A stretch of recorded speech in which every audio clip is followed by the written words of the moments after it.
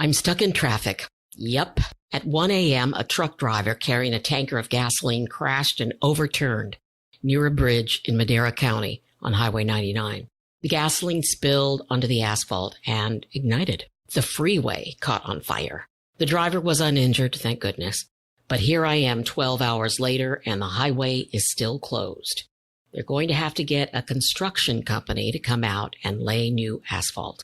Of course, I used an alternative route. I have Google Maps. I have Waze. I have all the other navigation tools, which means, yes, I can also be tracked by any corrupt police agency or terrorist group because I use all my tracking devices. I am tech savvy. Unfortunately, others aren't as smart as I. I got off the freeway early. I looped around. I was flying in my Mercedes-Benz. It's old. Don't judge me. And then bam! All the traffic, all the people who didn't plan were being diverted right where I needed to go. So I'm stuck in a miles-long slowdown, and we are crawling the way an old cockroach crawls over the kitchen counter. Sorry about that. And here I see is a highway patrol, just standing around with a couple of pot-bellied construction guys. Why the hell aren't they down the freeway a couple of miles, diverting traffic from there? Lord, it's awful to be the smart one. So here I sit, and I'm thinking about driving to Fresno. I couldn't wait to leave Fresno, California, my hometown. From the moment I learned to read and to understand that there is a whole world outside of this small, hot, dusty town in the San Joaquin Valley, I did everything in my power to get out. All right, really, Fresno's not that bad. It can actually be quite lovely, sometimes. But to a poor Latina growing up in a male-dominated culture in the 1970s and 80s, it was a place to leave, not a place to stay.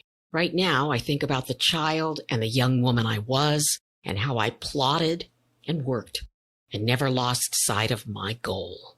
Leave Fresno, leave Fresno, leave Fresno.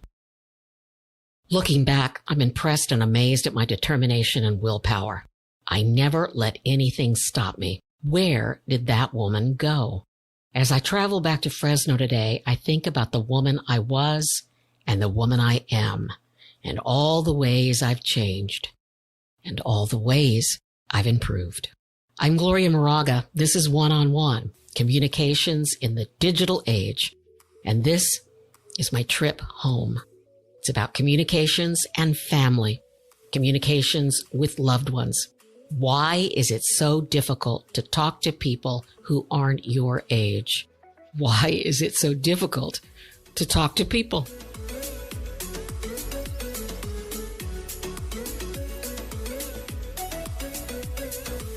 This is Gloria Moraga's One-on-One, a show designed to improve face-to-face communication in the digital age.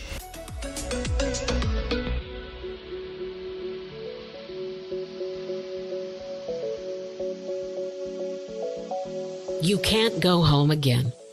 Thomas Wolfe wrote that novel, You Can't Go Home Again. It was first published in 1940 after the author's death.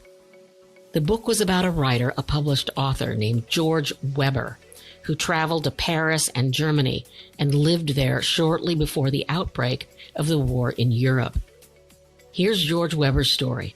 After the success of his first novel, he tried to return to his hometown, but he was out of place and unwelcome by old friends. This is from Wolfe's novel, You Can't Go Home Again. Listen to how magical the words are. You can't go back home to your family, back home to your childhood, back home to a young man's dreams of glory and of fame, back home to places in the country, back home to the old forms and systems of things which once seemed everlasting, but are changing all the time. Back home to the escapes of time and memory. Wow, what a writer. If possible, please read the book. It's about America and Germany. It's about the Depression here and the rise of Nazism there. It's really good. That story is quite a different story compared to mine. It's different, but we're all the same. I was a poor woman of color who worked hard in school so I could afford college. I wanted to be a television journalist. It's a dream I accomplished. Still, as much as I fought to leave Fresno, I always returned. And the reasons are simple. I return because I'm connected to the people I love. They are simply my family. I'm making this trip for my cousin Bob. My cousin Bob. As a boy, he lived with my Aunt Gloria and Uncle Robert. Their house was located right behind my elementary school, Ewing Elementary School. My cousins lived about 5 blocks from where I lived from age 7 to age 20. And that's when I married and moved to San Francisco to finish my last 2 years of college. Bob is a year younger than I. He's funny and smart. And here's what I remember most about Bob, my strongest memory. I remember him giving me a ride on his bike. And he was weaving in and out of driveways fast. I was scared and I was screaming, and I loved it. Finally, we crashed onto somebody's lawn. We were fine. We weren't hurt. I never could ride a bike because my leg was too weak from polio. But I always remember that bike ride. And later I would dream about riding a bike and the feeling of the wind on my face. And Bob has always been in those dreams. Now he was having back surgery, and he became my best confidant and friend after my 2 broken legs in the last 2 years. So of course I had to come visit him as he recovered at my Aunt Gloria's. He looked pale and thin, but he is recovering with his dog at his side. He's going to be great. Bob and I had already talked about the times he left home. He had a troubled relationship with his dad, who was a bully. My Uncle Robert, whom I adored, had beaten Bob more than once, and Bob had run away after each of those beatings when he was just a kid. He ran away numerous times. I didn't know. As usual, I was clueless. My point about this, why I mention my Uncle Robert, is because we never really know what goes on inside someone else's house. We don't know what it's like to live in a house with other people. No one really ever knew my dad was a mean drunk.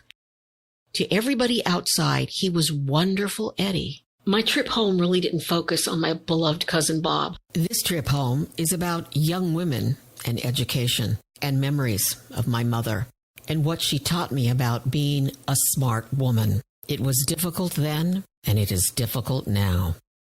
Why haven't things got easier for women to grow up, get an education, and succeed? Sometimes we are lucky enough to have one person support us and push us and help us grow up, and move on. So for this podcast, I'm going to talk about Latinas and their kids. Please don't be offended, but just for a moment, I'm going to call us all Latina bitches. Latina bitches. Latina mothers and daughters have a strange, wonderful, beautiful, strong connection. I had it with my mom. My sister had it with my mom. My sister has it with her daughter, and I have it with my daughter. It can't be explained. Others don't understand. It just is. I came from a place in the 1970s and 80s when children meant the end of a career. Children meant the end of dreams. That's not true anymore. My daughter is proving that to me. Statistics are not on our side.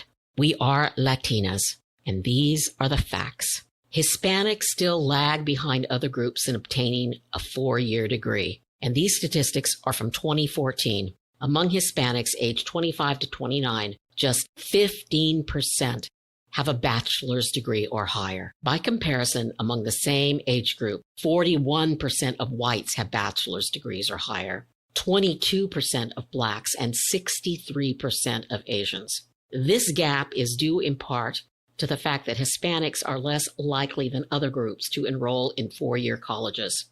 They're less likely to attend an academically selective college and to enroll full-time. Do you want to know the main reason why we're at the bottom of the education heap? Family. We are more likely to have to work to support our family. We stick close to home because of family. We don't like to move far away from family. Speaking as a Latina bitch, I must add, I married at 20. I moved away. I finished college. I moved back. I started my career. I watched my mother die of cancer. I buried her. I buried a piece of my heart. She was my heart. She was my Latina bitch. She pushed me to finish my education and to succeed and to never give up. Not everybody is lucky enough to have a mother like Linda Moraga. That is why some of us worry about young Latinas who aren't going to college or finishing college. Some of us aren't even finishing high school. No matter how much I've changed since I left Fresno, I can still hear my mother's voice in my head. Don't give up. You can do it. Get an education. Read a book. They can't take that away from you. Never quit. I'm Gloria Moraga, one-on-one, communications in the digital age. Put down the cell phones. Talk to each other, no matter how difficult. Read Thomas Wolfe. See how George Weber changed. Never quit.